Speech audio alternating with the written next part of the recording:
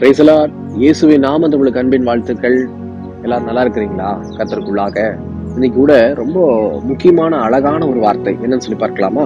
லூக்கா 6ஆம் அதிகாரத்துல 32ஆம் வசனத்தை வாசிக்கிறேன், கவனித்து பாருங்க. உங்களை சிநேகிக்கிறவர்களையே நீங்கள் சிநேகித்தால் உங்களுக்கு பலன் என்ன? பாவிகளும் தங்களை சிநேகிக்கிறவர்களையே சிநேகிக்கிறார்களே. இன்னைக்கு ஆண்டவர் நம்ம கூட பேசுகிறார். நம்முடைய சிநேகம், அதாவது நம்முடைய விருப்பம் யார் மேல அதிகமா இருக்குன்னா, நம்ம யார் விரும்புகிறார்களோ அவர்களை தான் நம்ம விரும்புறோம். இந்த மாதிரி ஒரு சிநேகம் கர்த்தருக்கு பிடிக்காது. நம்மளை வெறுத்துட்டாங்கன்னா நம்மளும் அவங்களை வெறுத்துறோம். இது பிசாசினுடைய செயல். இயேசு கிறிஸ்து எல்லா நபரையும் சிநேகித்தார் இல்லையா? சொல்ல போனா துரோகி அப்படின்னு சொல்றோம். யாரு? யூதாஸ்காரியர் கூடவே இருக்கிறார். அவர்தான் முக்கியமான கதாபாத்திரம். ஆனா அவரை கூட இயேசு கிறிஸ்து கடைசி நொடி வரையிலும் இப்ப கூட சிநேகித்துக் கொண்டிருக்கிறார். ஆமாவா இல்லைங்களா? உங்களுக்கே தெரியும். அப்படி இருக்கும்போது நம்ம வாழ்க்கையில கொஞ்சம் யோசனை பண்ணி பாருங்க. என்ன விரும்புறவங்க, என்ன கனம் பண்றவங்க, என்ன நேசிக்கிறவங்களதான் நான் சிநேகிப்பேன், அவங்கள மட்டும்தான் நான் நேசிப்பேன். தப்பு. இது இயேசு கிறிஸ்துடைய பிள்ளைக்கு அடையாளம் இல்ல. இந்த மாதிரி இந்த வசனத்தின்படி நீங்களும் நானும் வாழாம எத்தனை சந்தா கட்டினாலும் இல்ல எத்தனை முறை சபைக்கு கடந்து போனாலும் சபையை நம்ம ஏமாத்திரலாம், அங்க இருக்கிற பாஸ்டரை நம்ம ஏமாத்திரலாம், ஆனா பரலோக ராஜ்யத்தை ஏமாற்ற முடியாது. பிரியமான ஜனமே, ஏன் தெரியுமா அந்த வார்த்தையை சொல்லுகிறேன்? உங்களை என்னை திருத்திக் கொள்ள வேண்டும். எல்லாத்தையும் சிநேகிங்க. ஆண்டவரே என்னால முடியல. ஒருவேளை ஒரு சில பேரால அந்த மாதிரி எல்லாத்தையும் விரும்ப முடியாது. விருப்பம் அப்படின்னா வேற மாதிரி நீங்க எடுத்துக்க கூடாது. எல்லாத்தையும் ஒரே மாதிரி நேசிக்கணும்.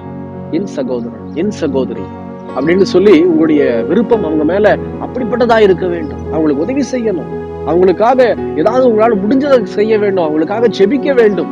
மற்றவங்களுக்கு ஜெபிக்கணும்னாலே நீங்க அவங்களை குறித்து நல்ல எண்ணங்களை வைத்திருக்க வேண்டும். உங்களால ஜெபிக்க முடியாது இல்லையா? அப்படி இருக்கிறபடியினால் இயேசு கிறிஸ்துடைய வருகை ரொம்ப சமீபம். இயேசு ரொம்ப சீக்கிரம் வரப்போறாரு. அப்படி இருக்கும்போது தயவு செய்து இந்த மாதிரி வசனத்தின்படி வாழாத கிறிஸ்தவர்களாய் நீங்களும் நானும் இருப்போமானால் கர்த்தர் நம்மை கணக்கு கேட்பார். தயவு செய்து உங்களை மாற்றிக்கொள்ளுங்க.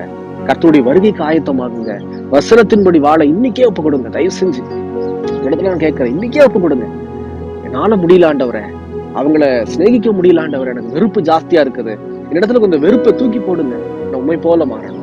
அவங்க எல்லாத்தையும் நான் சிநேகிக்கணும், அவங்களுக்காக செபிக்கணும். என்னால முடிஞ்சதை நீங்க சொல்றதை நான் செய்யணும். அவங்களுக்கு உதவியாய் சொல்லி பாருங்க. கர்த்தர் கிருபை தருவார். ஜெபிக்கலாமா? கண்களை மூடி. எங்களை நேசிக்கிற நல்ல ஆண்டவரே, இந்த வேலைக்காக ஸ்தோத்திரம். ஆண்டவரே, எங்களை சிநேகிக்கிறவர்களையே நாங்க சிநேகிக்க கூடாது ஆண்டவரே. இந்த வேத வசனத்தின்படி நாங்க வாழணும்ப்பா. எங்களால முடியாது, எங்களுக்குள்ள வெறுப்பு இருக்குது, எரிச்சல் இருக்குது. ஆனா நீங்க எங்களுக்குள்ள வாங்க ஆண்டவரே, கிருபையை தாங்கப்பா. உண்மை போல நாங்க வாழணும். நீங்க ரொம்ப சீக்கிரம் வரப்போறீங்க ஆண்டவரே. நாங்க பரலோக ராஜ்யத்துக்குள்ள வரணும் ஆண்டவரே. இப்படி இருக்கிறபடியினால் உங்களுடைய கைகளை பிடிக்கணும் ஆண்டவரே. இப்படி இருக்கிறபடியினால் அத்தனை பேரையும் நாங்க சிநேகிச்சு ஆண்டவரே, எங்களை சிநேகிக்கிறவங்க மாத்திரம் இல்ல, அத்தனை பேருக்காக நாங்க பரிந்து பேசி ஜெபிக்கணும். எங்களால முடிஞ்ச உதவியை நீங்க சொல்றவங்களுக்கு நாங்க கொடுத்து செய்யணும் ஆண்டவரே. அதோ நாங்க அத்தனை பேர் மேல எங்களுடைய இருதயத்தின் ஆவலை நாங்க வைக்கணும் ராஜா. எங்கள் சகோதரன், எங்கள் சகோதரி நாங்க சிநேகிக்கணும் ஆண்டவரே. பொய்யான சிநேகம் எங்களுக்குள்ள இருக்கக்கூடாது. நீங்க தேவன் கிரியை செய்வீங்கன்னு சொல்லி விசுவாசிக்கிறோம். தொடர்ந்து ஆசீர்வதியும் இயேசுவின் நாமத்தில் பிதாவே. ஆமென், ஆமென். தொடர்ந்து ஜெபம் பண்ணுங்க இந்த காரியத்துக்காக. இந்த கர்த்தர் ரொம்ப சீக்கிரத்துல வரப்போகிறார். கர்த்தர் உங்களை ஆசீர்வதிப்பாராக. எங்களுக்காக ஜெபித்துக் கொள்ளுங்கள். God bless you.